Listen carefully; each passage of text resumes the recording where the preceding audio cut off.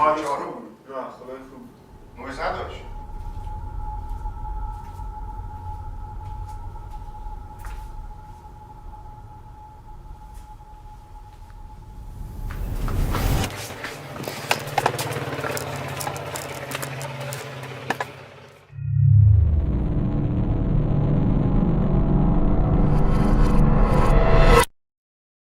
دوازده اردیبهشت همین سال بود که با احمد تصمیم گرفتیم یه ویدیو برای یوتیوب ضبط کنیم. فیلمبرداری ما به شیوهی برنامه ریزی شده بود که باید توی 2 شب تمومش میکردیم. شب اول باید یه ویدیو برای یوتیوب ضبط میکردیم و شب دوم یه ریلز برای اینستاگرام.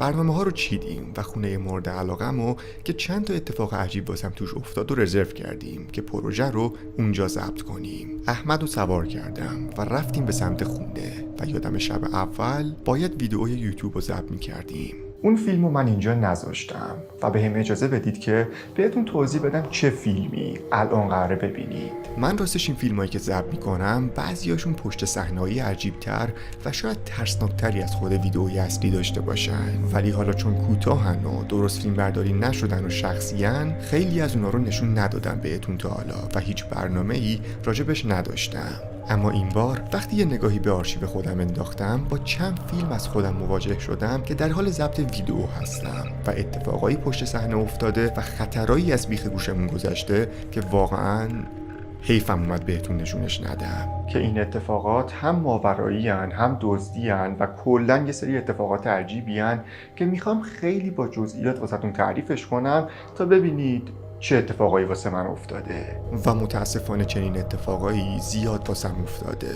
اما خب یا فیلم نگرفتم یا اگه گرفتم بد گرفتم و چیزی نبود که بشه ازش استفاده کرد. اما از بین این مثلا 100 اتفاق چند تاش هست که خیلی واضح تر ضبط شدن و واقعا ممکنه ترسناک باشن. که اولین اتفاق همونطور که بهتون گفتم مربوط به 12 اردیبهشت همین امسال بود که با احمد رفته بودیم تا 2 شب فیلمبرداری انجام بدیم. فیلمبرداری شب اول رو بیاین شروع کنیم و اینکه چرا من اصلا اون فیلمو نذاشتم. یادمه که شخصی واسم یه مراسم معرفی کرده بود که حاوی طلسم و تخته ویجی بورد و یه سری وسایل خاصی بود که باید انجامش میدادن. وقتی پیامش رو دیدم و اون مراحل انجام مراسم رو نگاه کردم واقعا جذبش شدم. با احمد رفتیم اونجا تا این مراسم رو انجام بدیم و ویدیوشو مثل همیشه بذارم یوتیوب. اما خب هیچ اتفاقی توی مراسم نیفتاد و شاید تقریبا 5 ساعت یا حتی بیشتر داشتیم مراسم رو انجام میدادیم و فیلم ضبط میکردیم. و چون اتفاق خاصی نیفتاد توی فیلمه و همچین یکم بی هیجان و بی مزه بود کلا فیلمبرداری رو کنسل کردم. شلوغش زیاد شد. چیزی حس کردی یا نه؟ ببین دستم سنگین شد، این شلوغش زیاد شد.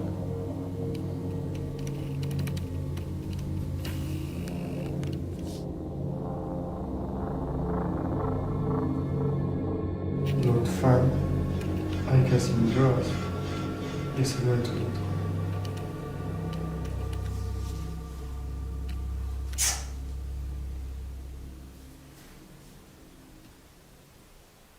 تو چیز نمی کنی نه؟ سعی کنی؟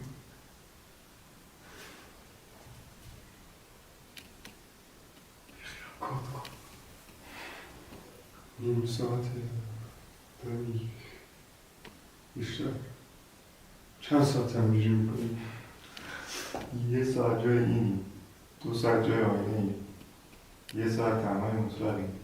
دیگه پیخ نرفته یکی پیخ نرفته. چرا تو پیخ؟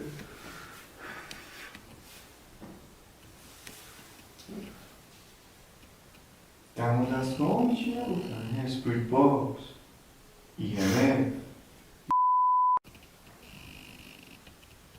درش کن برو بکاتش میکروفون ها من رفت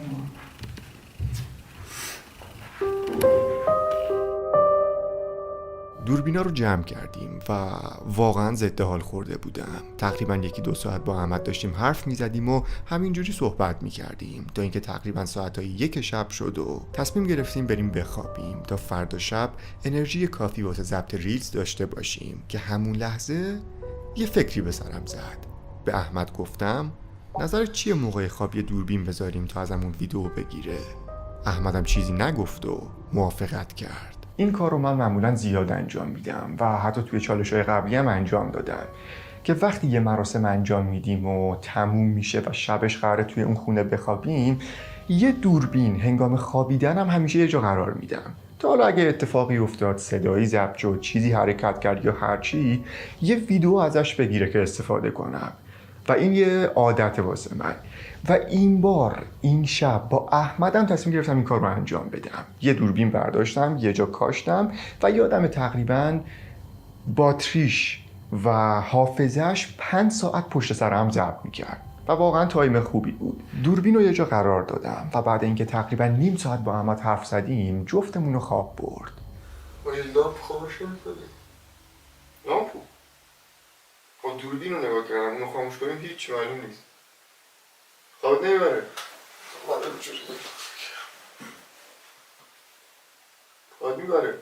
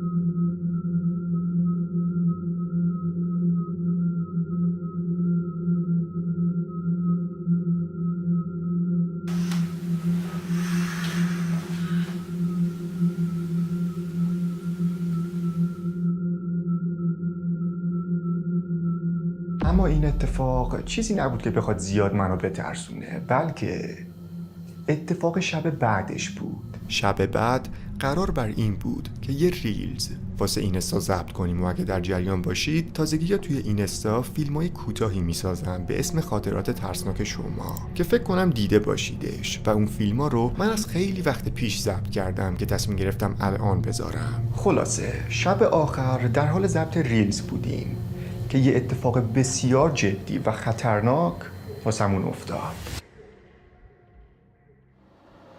بریم؟ وایسا. خب 2000 خوبه، الان فیس دیده نمیشه دیگه. آره نمیخوام وقتی اینجا فیسم معلومه. فهمیدم. اوکی؟ وای این صدا کولر خیلیه. صدا کولر خاموش کنم بهتر؟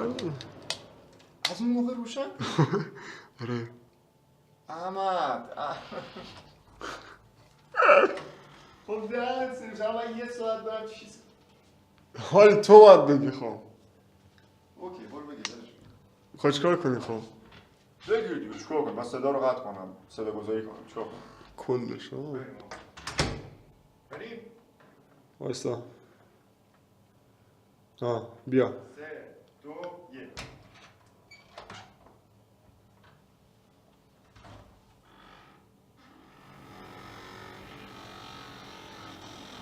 عالی ها. خوب بود؟ آره.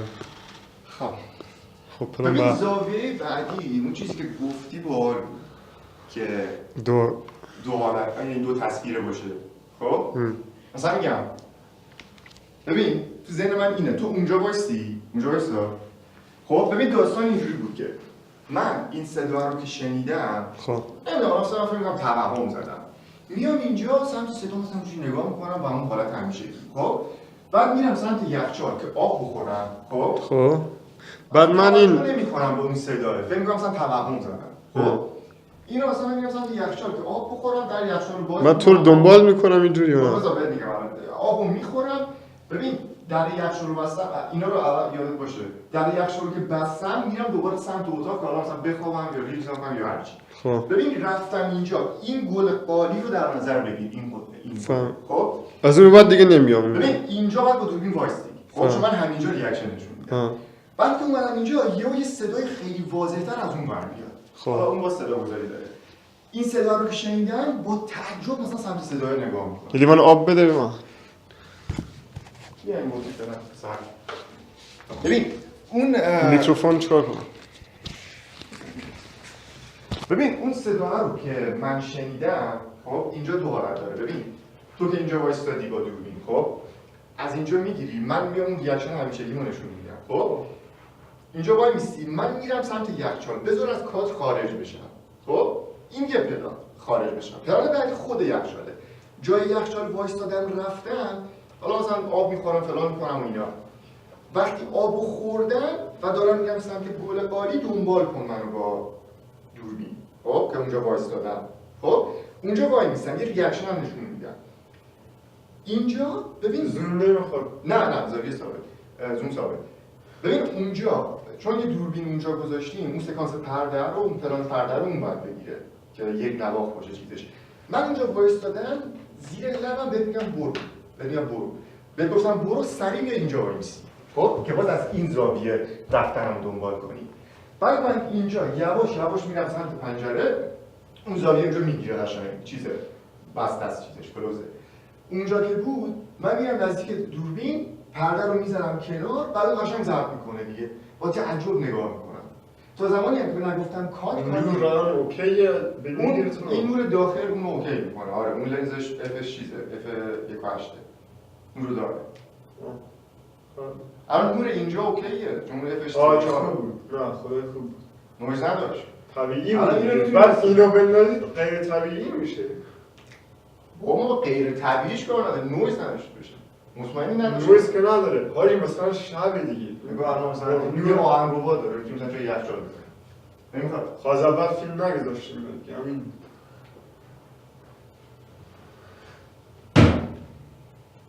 خب بریم مناظری. فقط اون صدا رو باید کلا رد کنم. کوله. صدا در راحت پیدا میشه ولی یخچال رو باید ساوند افکت پیدا کنم. همه؟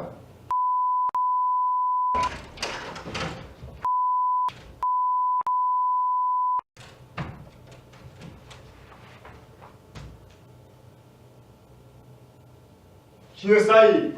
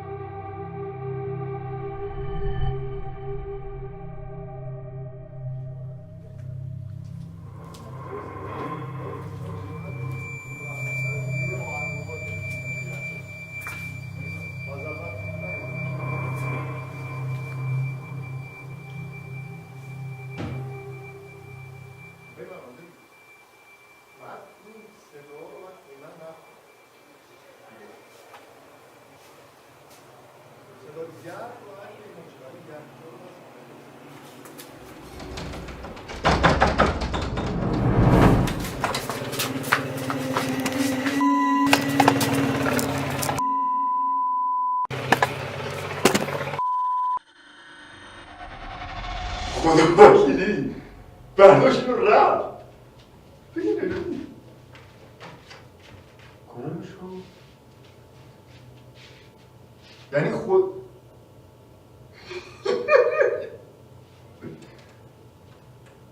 بشه فقط باید زنگ بزنی. دیرشن دوز بود. بابا لاشی رو انداخت. خواهیم دوربین میخواسته ببره ها؟ چی؟ بابا اون چیزش دراز بود چون سا بردم، نتونست از دیوار بره بالا.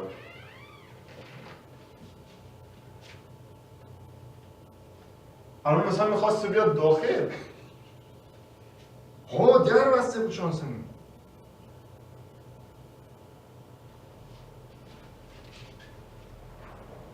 اما رفت. حاجی شانس آوردیم اینو بلند کردیم، کوتاه بود راحت از رو دیوار می‌برد.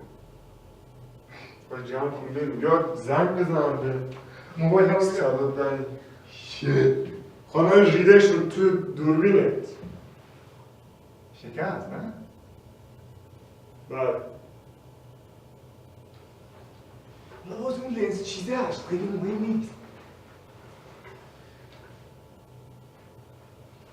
شت حاجی موتورش چیز نباشه دوباره میاد پاشو بریم. بابا بیاییم چیز آخرش رو بگیریم. برو کن بابا 4 تا پدال دیگه وقتی پاشو بریم. باشه پشمام ریخت. شما تو در قفل بود. پاشو جمع یعنی ببین در باز بود. بس پاشه شدم وقتی خب بیا باز کنیم 4 تا پدال آخر بگیریم دیگه. این هم رو خدا اگه بیام سعید بچه ها سعید به شدت من تعجب میکنم ریلکس بابا ریلکس. من خنده عصبی میکنم خیلی. یعنی من تو هر خودشو میخندیدی. بابا میگم من دنبال الان روزه میرفتم میخندیدم. خنده عصبی نمیدونم چرا اینجوریه. من کپ کرده بودم. برای بچه الان ما دوربینا رو گذاشته بودیم اینجا بعد شانس آوردیم ضبط کرد. فهم بوق زد فهم اومد. حساب کنه؟ برش کن بیاد در میزنه. بیا فکر کنم بیاد در میزنه. نیست پس ما دوربین رو گذاشتیم داشتیم اینجا ریل ضبط میکردیم. اصلا حواسم نبود یهو اومد یکی در رو تون باز کرد و من صدای دویدن شنیدم و فهمیدم دوربین اونجاست. پی بردم این دزده. یعنی شک نداشتم دزده. بعد نکته عجیبش اینجاست که الان ما با احمد بحث میکردیم اینه که این دزده یه قصد فراتر از دزدیدن داشت. اصلا به دوربین و اینا اصلا نگاه نکرد. اون ضبط کرد دوربین فکر کنم راست شبیه هودی اینا. ببین چون اگه مثلا یا ندید دوربین رو که دیده. ببین اگه مثلا میگم هدفش فقط دزدیدن بود میومد دوربین رو برمی‌داشت میرفت خیلی سوسکی و یواش. یعنی اگه این صدای در رو ایجاد نمی‌کرد من نمیفهمیدم. دوربین رو برمی‌داشت میرفت من نمیفهمیدم اصلا. ولی این مشخصه قصدش ما بودیم. فکر کرد مثلا اینجا شاید یه چیز با ارزش‌تری باشه. دوباره چک کنیم چاقوی چیزی دستش نبوده. شاید می‌خواست شانس آوردیم اون دوربین اونجا رو عمودی نذاشتیم مثل حرف تو. تو یه بار گفته تو گفتی واسه ریلزه عمودی بذار که عمودی بگیره. من گفتم نه افقی بذار فوقش کراپ میزنم اون زاویه دلخواهمو. کراپ گذاشتیم هم سایه‌اش افتاد و هودیش معلوم شد. هیچ دیگه‌اش معلوم نشد. و اینجا دوربین هم نداره حالا بخوایم مثلا با دوربین نگاه کنیم. دوربین واسه نداره. بعد هیچ اومد درو باز کرد دید در قفل. شما آوردید در قفل بود. ببین در باز بود. من میگم خب سلاح داشت. باور کن سلاح داشت. استلام میرسه بابا این دزده چون من داد زدم رید به خودش که دوربین رو همونجا ول کرد. شانس آوردیم سپایه رو خیلی دراز کرده بودم. خب بعد اصلا حمل و نقلش سخت بود. این دیوار اینجاشون کوتاهه از دیوار اومده بود. بعد دوربین رو برداشت تا من یعنی اینقدر جیغ زدم الان همه اینجام درد میکنه. این تا دید که من دارم جیغ میزنم سپایه رو همونجا انداخت و اصلا لنز لنزه رو نکن اینو دارم دیده میشه نه؟ لنزه اصلا به چخ رفت براش. اصلا لنزه به چخ رفت. دوربین رو همونجا انداخت با سپایه از دیوار بالا رفت فرار کرد. واضح دیدید که چه اتفاقی افتاد و خدا رحم کرد که در رو قفل کرده بودیم. و حالا رسیدیم به اتفاق سوم و جالبه که برای بچه تمام این اتفاقات شاید توی فاصله 3-4-5 ماه افتاده باشن و فاصله شون خیلی کمه.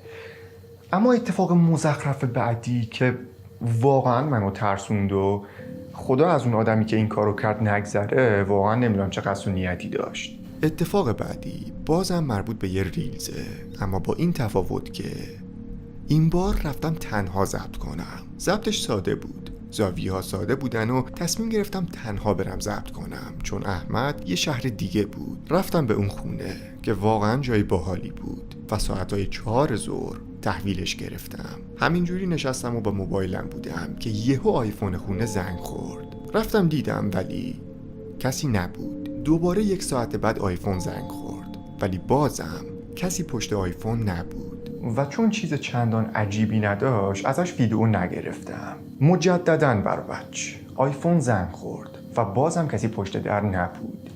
از قسمت تنظیمات آیفون، چون مطمئنم همتون میدونید که آیفون‌های تصویری وقتی یکی زنگ میزنه بلافاصله همون لحظه ازش عکس میگیرن. رفتم از سمت عکس‌ها ببینم کی داره زنگ میزنه که وقتی نگاه کردم عکس‌ها رو بازم کسی به چشمم نخورد. اما یهو یه چیزی توجهمو جلب کرد. آیفون رأس ساعت زنگ میزد، یعنی 3 تا زنگ قبلی رأس ساعت خورده بودن. رأس ساعت 6، رأس ساعت 7 و رأس ساعت 8 و حتی 1 دقیقه هم این ور اون ور نشده بود. خیال کردم ممکنه مشکل از آیفون باشه، قاطی کرده و خودش رأس یه ساعت زنگ میخوره. با صاحب خونه تماس گرفتم و داستان آیفون رو گفتم و بهم گفت نه، آیفون کاملا سالمه و هیچ مشکلی نداره.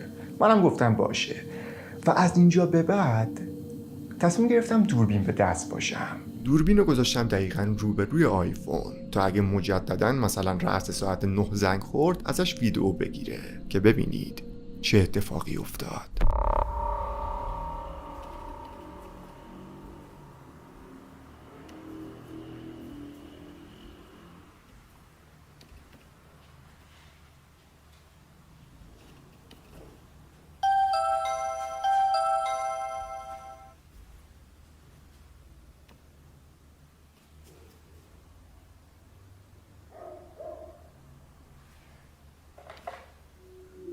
بله.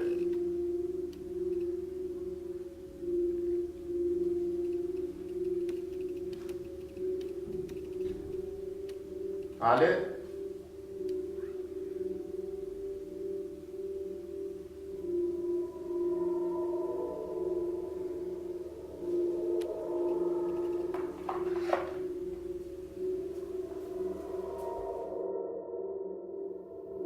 الان تقریبا ساعت 9 شب ایناست، 9 و نیم ایناست. من تنها اومده بودم اینجا ریل ضبط کنم، یه جای خیلی عجیب غریب و مسخره. بعد حالا اینکه برقا یهو رفته رو کاری ندارم، ساعت 9 و نیم شب یه روز فلش رو بزنم.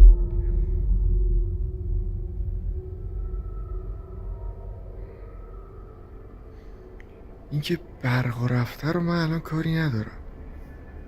مسئله اصلی اینجاست که الان 3 بار آیفون، این دوربینه، خواستم یه پلان ضبط کنم بالا. مسئله اصلی اینجاست که این آیفون نمیدونم چرا رأس ساعت زنگ میخوره. الان برق رفته نمیشه نشونتون بدم، فعلا تنظیمات داشت، مموری هم داره. جالب، حالا اگه تونستم عکساشو از توش در میارم. این الان رأس ساعت زنگ میخوره بر وجه. یعنی من از موقعی که اومدم یه بار رأس ساعت 6 زنگ خورد، یه بار 7، یه بار هم 8. خب بعد یه بار هم 9. اینو گفته یه بار هم 9. 4 بار که الان 10 دقیقه است، تقریبا 15 دقیقه است برقا رفته. 4 بار آیفون رأس ساعت زنگ خورد، حتی 1 دقیقه هم این ور اون ور نشده. بعد علاوه بر اون من یه سری صدای صحبت و پچ از بیرون میشنوم. یه ماشین اون بیرون روشنه، هی روشن میشه هی خاموش میشه، نمیدونم داستان چیه. الان واقعا جرئت نمیکنم برم بیرون.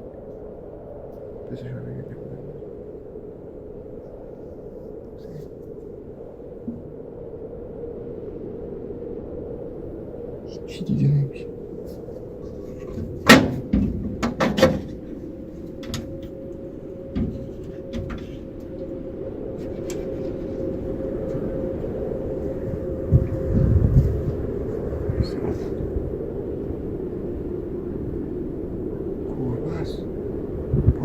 ترسیدم. شب بد میام.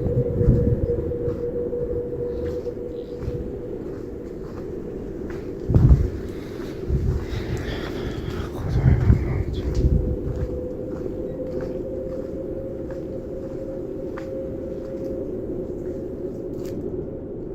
بفرمایید، با کسی کار داشتید؟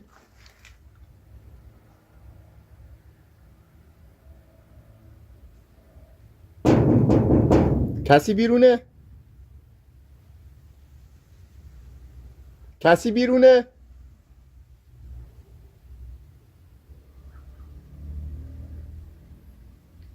کاری داشتید با بنده؟ کسی بیرونه؟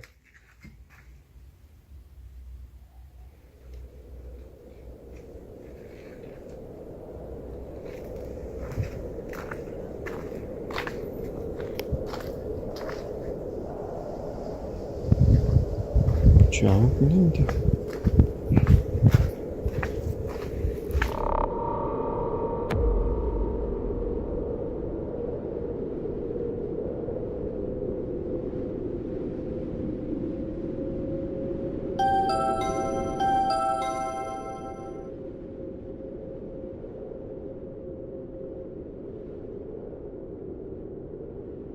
چندین بار براش این اتفاق افتاد و واقعا اون لحظه تنها باشی تو خونه و چه این اتفاقی بیفته خیلی ترسناکه. فکر کن چه دلی داشتم من. اما قسمت عجیب از ساعت 12 شب شروع میشه. دوباره آیفون رأس ساعت 12 شب زنگ خورد، اما این بار یکی پشتش دیده میشه. یه آدمه و اینکه چرا نزدیک آیفون نیست، از من چی میخواد، چند نفرن و چرا داره این کار رو انجام میده اصلا معلوم نبود و اون دیده شدنش فقط در حد 1-2 ثانیه است و اونجا بود که من فهمیدم پای یه آدم در میونه و واقعا خدا رحم کرد که در رو باز نکردم. با صاحب خونه تماس گرفتم و بهش گفتم که عزیز جان یه کمی داستان مشکوکه، بیا یه کاری بکن، که بعدش بهم گفت باشه، در رو اصلا و ابدا باز نکن. فاصله من تا اونجا حداقل 1 ساعته. همین الان راه میافتم. اگه دیدی اوضاع خطری شد زنگ بزن پلیس. که چند دقیقه بعد برای آخرین بار آیفون زنگ خورد و دوربینم این تصویر رو ضبط کرد.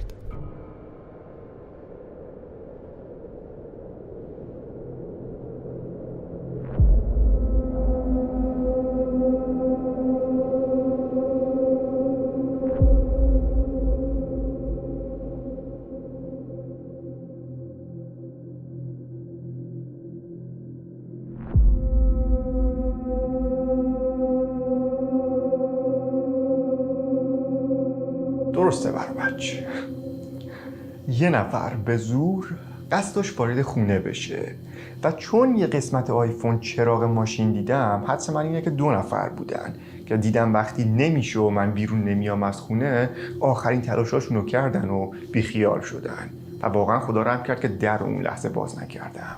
و شما فکر کنید که اینا چند ساعت پشت در منتظر من بودن، از ساعت 6 عصر تا 3 شب. و مورد بعدی اینه که چون سبکم ترسناکه، معمولا خونه هایی رزرو میکنم که قدیمی ساختر باشن و توی محله های دور افتاده باشن. به خاطر همین کسی زیاد بهشون شک نکرده بود و وقتی دیدن من در رو باز نمی کنم، آخرین تلاشای خودشونو کردن، ولی بیفایده بود. بعد 2 ساعت صاحب خونه اومد و همه چی امن و امان شده بود. خونه رو بهش پس دادم، سوار ماشینم شدم و شتابان رفتم سمت خونه خودم، چون واقعا شب من اونجا خواب نمی برد.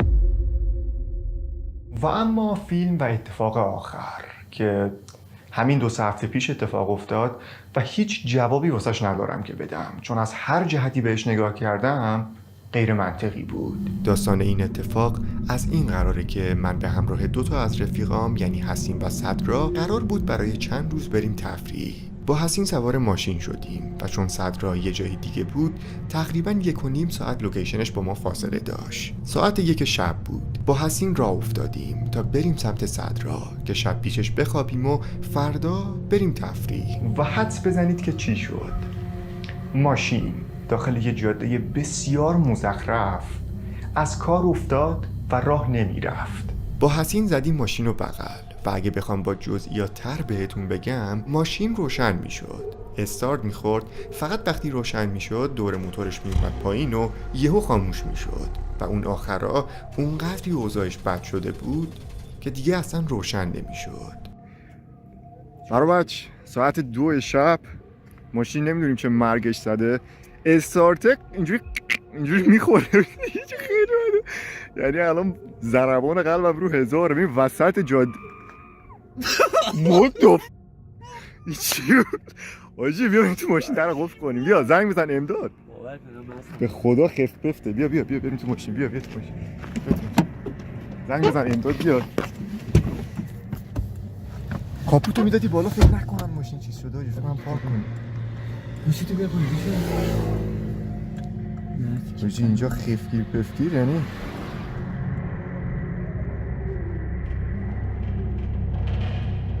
بذارید بگم که دقیقاً چی شد. وقتی داشتم میرفتم و تقریباً 100 متر از ماشین دور شدم دیدم یه چیز سیاهی داره عقب میره و صورتش هم کامل سفیده. ترسیدم.